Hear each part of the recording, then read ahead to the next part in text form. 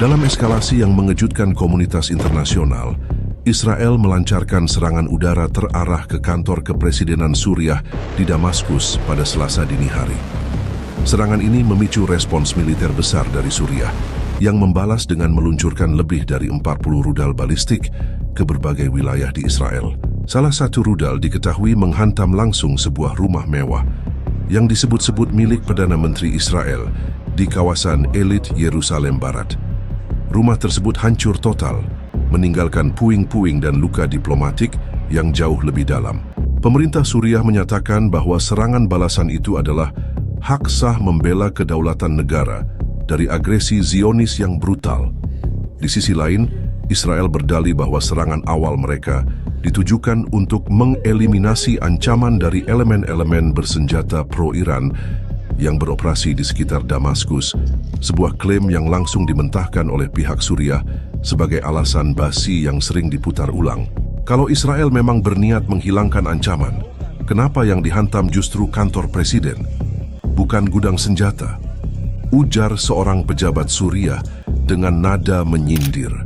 Rumah mewah milik PM Israel yang terkena rudal disebut-sebut memiliki nilai mencapai 150 triliun rupiah. Ironisnya, bangunan itu lebih dulu roboh oleh rudal daripada harga BBM di Gaza bisa turun. Sementara itu, netizen di wilayah Arab berseloroh. Ternyata Suriah bisa bikin renovasi paksa buat rumah pemimpin Israel tanpa perlu tender. Meski belum ada laporan korban jiwa dari serangan rudal tersebut, namun dampak psikologis dan politiknya disebut sangat besar. Pemerintah Israel kini berada dalam tekanan domestik karena dianggap gagal mengantisipasi serangan balasan. Militer Israel telah menaikkan status siaga penuh di sepanjang perbatasan utara dan tengah bersiap menghadapi kemungkinan gelombang serangan lanjutan. Israel mengonfirmasi bahwa serangan udara yang diluncurkan pada dini hari waktu setempat menyasar area yang diklaim sebagai pusat kendali milisi bersenjata pro-Iran di ibu kota Suriah. Namun fakta di lapangan menunjukkan salah satu misil justru menghantam langsung kompleks kantor kepresidenan Suriah, menewaskan sejumlah staf sipil dan menghancurkan bagian barat gedung tersebut. Kementerian Pertahanan Suriah menyebut serangan itu sebagai bentuk pelanggaran berat terhadap hukum internasional dan kedaulatan negara. Pihak Suriah juga mengklaim bahwa tidak ada aktivitas militer ataupun kehadiran pasukan asing di dalam gedung saat serangan terjadi. Video rekaman CCTV yang dirilis oleh media lokal menunjukkan ledakan dahsyat menghancurkan sebagian struktur bangunan dalam hitungan detik. Sementara itu, juru bicara militer Israel menolak permintaan wawancara dari sejumlah media asing dan hanya memberikan pernyataan singkat bahwa target berhasil dilumpuhkan, tanpa menjelaskan secara spesifik mengenai lokasi dan korban sipil. Analis Timur Tengah menilai langkah Israel ini sebagai bentuk agresi terbuka dan provokasi militer yang bisa memicu konflik kawasan. Menyerang gedung eksekutif di tengah ibu kota negara adalah eskalasi yang tidak bisa diabaikan begitu saja, ujar Farid Al-Mazri, pengamat geopolitik dari Universitas Beirut.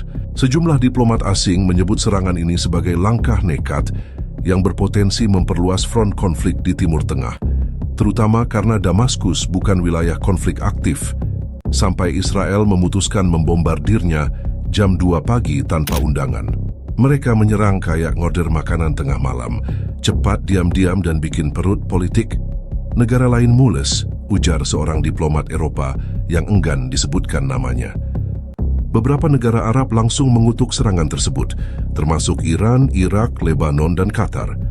Bahkan Rusia merilis pernyataan keras yang menyebut serangan Israel tidak dapat diterima dan melanggar piagam PBB. Sebagai respons atas serangan brutal yang menghantam kantor kepresidenan Damaskus, militer Suriah meluncurkan lebih dari 40 rudal balistik jarak menengah ke arah wilayah Israel pada Rabu dini hari.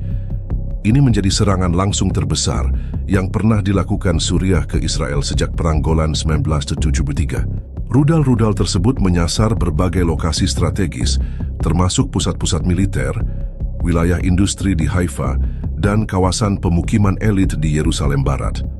Sistem pertahanan udara Israel, Iron Dome, berhasil mencegat sebagian besar rudal, namun tidak semuanya bisa dicegat. Salah satu rudal yang lolos berhasil menghantam rumah mewah milik Perdana Menteri Israel yang saat itu sedang kosong karena PM dilaporkan sedang berada di bunker pengamanan nasional. Militer Israel menyebut serangan ini sebagai eskalasi serius yang tidak akan dibiarkan tanpa balasan, meskipun mereka gagal menjelaskan kenapa sistem pertahanan Iron Dome kalah cepat dari rudal buatan negara yang sedang krisis listrik. Kami tidak menyangka Suriah masih punya rudal aktif. Kami kira semuanya sudah dijadikan besi tua atau museum perang, ujar salah satu pejabat pertahanan Israel secara anonim. Gambar satelit dan rekaman drone menunjukkan kepulan asap dan api yang membumbung dari reruntuhan rumah mewah PM Israel yang disebut bernilai setara 150 triliun rupiah. Hanya bagian kolam renang bawah tanah yang terlihat masih utuh, memicu spekulasi bahwa bangunan itu dilengkapi bunker pribadi. Kementerian Pertahanan Suriah menyatakan bahwa serangan balasan tersebut sangat terukur dan ditujukan hanya kepada target militer dan simbol kekuasaan yang digunakan untuk merencanakan agresi terhadap rakyat Suriah. Namun fakta bahwa rudal menghantam rumah PM membuat pernyataan tersebut mendapat sorotan global.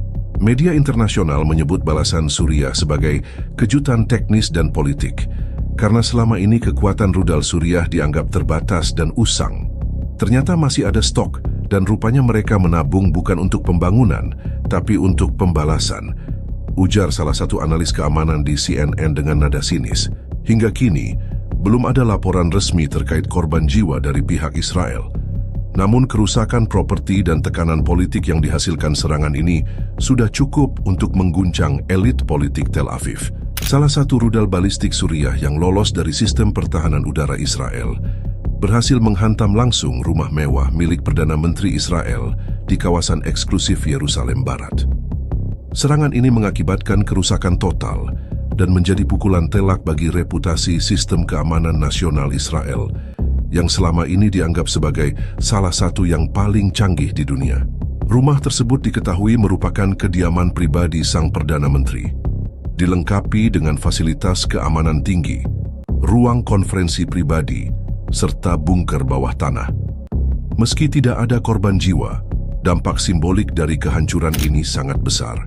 Salah satu sudut bangunan bahkan ambruk ke dalam kolam renang bawah tanah yang konon hanya digunakan untuk jamuan rahasia dengan tamu negara. Pemerintah Israel mengkonfirmasi insiden tersebut dan menyebutnya sebagai serangan langsung terhadap kepemimpinan negara. Namun kritik langsung bermunculan, mempertanyakan bagaimana mungkin rudal dari negara yang sedang dilanda perang saudara dan krisis ekonomi bisa menembus pertahanan Israel dan menghancurkan kediaman resmi seorang kepala pemerintahan. Kalau rumah PM aja bisa kena, bagaimana nasib rumah warga biasa? Apa mereka disuruh berlindung di bawah meja makan? Tanya salah satu anggota parlemen oposisi. Netizen Israel pun menyindir di media sosial. Kita butuh upgrade Iron Dome, bukan upgrade wallpaper rumah PM. Kerugian akibat serangan ini ditaksir mencapai 150 triliun rupiah. Mencakup kerusakan fisik properti, sistem elektronik keamanan, dan dokumen strategis yang kemungkinan ikut terbakar. Beberapa media lokal bahkan menyebut kerusakan ini sebagai bencana simbolis karena menggambarkan keretakan nyata dalam sistem keamanan negara. Laporan awal menyebut bahwa rudal yang digunakan oleh Suriah bukan model terbaru, namun mampu menembus sistem pertahanan karena diluncurkan bersamaan dengan gelombang umpan elektronik. Kalau benar rudal tua bisa menjebol pertahanan modern, maka yang rusak bukan cuma rumah PM, tapi juga kepercayaan publik terhadap militer, tulis seorang kolumnis Haaretz. Saat ini, seluruh jajaran keamanan Israel tengah menjalani evaluasi menyeluruh. Pasukan cadangan telah dikerahkan dan beberapa zona perbatasan dinyatakan sebagai area militer tertutup.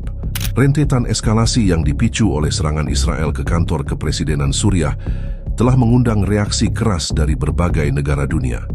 Sejumlah negara Arab dan Blok Asia menyerukan kecaman terbuka terhadap tindakan Israel yang dianggap sebagai provokasi terang-terangan dan pelanggaran serius terhadap hukum internasional. Iran, Turki, Rusia hingga Tiongkok menyatakan solidaritas penuh terhadap Suriah, sementara negara-negara Barat terlihat terbelah dalam menanggapi insiden ini. PBB secara resmi mengeluarkan pernyataan prihatin, tapi seperti biasa, isinya hanya kekhawatiran standar yang bisa di-copy-paste dari konflik manapun. Kami mengimbau semua pihak menahan diri, ujar Sekjen PBB, yang sudah mengatakan kalimat yang sama sejak 2001. Uni Eropa menyerukan deeskalasi dan mendesak penyelidikan independen, sementara Rusia mengajukan resolusi darurat di Dewan Keamanan PBB yang menyebut serangan Israel sebagai bentuk agresi terhadap negara berdaulat. Namun seperti yang sudah bisa ditebak, resolusi tersebut diblok oleh Amerika Serikat dengan hak veto meskipun di belakang layar Gedung Putih mulai cemas dengan ketidakstabilan yang terus memburuk di Timur Tengah. Di dalam negeri Israel, tekanan politik terhadap pemerintahan PM makin memuncak. Oposisi menuntut penyelidikan atas kegagalan sistem pertahanan nasional dan mempertanyakan kebijakan militer yang dinilai gegabah. Demonstrasi kecil mulai muncul di Tel Aviv dengan warga membawa poster bertuliskan, "Kalau mau perang, pastikan dulu rumahmu sendiri aman." Sementara itu, intelijen regional melaporkan bahwa pasukan militer Suriah telah dimobilisasi dalam skala besar di perbatasan Golan, disertai peningkatan pergerakan milisi pro-Iran di Lebanon Selatan. Hal ini memicu kekhawatiran akan pecahnya konflik berskala lebih luas antara Israel, Suriah, dan Hizbullah. Dan kalau ini terus berlanjut, kita akan menyaksikan ulang tahun Perang Yom Kippur versi Full HD, ujar seorang analis militer Arab dengan nada getir. Sejumlah sumber menyebut bahwa Mesir dan Yordania mulai mengevakuasi warga negaranya dari wilayah yang berdekatan dengan zona konflik, sementara maskapai internasional mulai membatalkan penerbangan ke Tel Aviv dan Damaskus. Diplomasi regional tampaknya mulai buntu, dan perhatian dunia kini tertuju pada siapa yang akan menekan tombol berikutnya, rudal atau negosiasi.